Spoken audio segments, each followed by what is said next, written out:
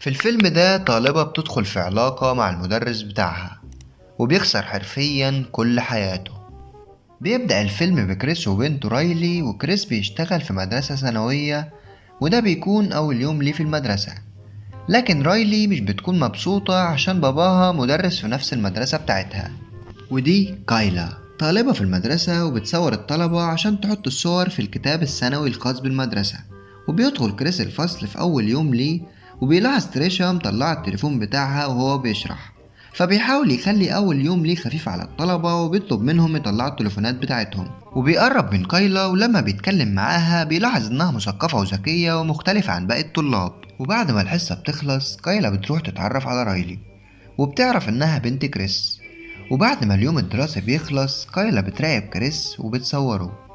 ولما بيرجعوا البيت رايلي بتقول لباباها إنها اتعرفت على كايلا،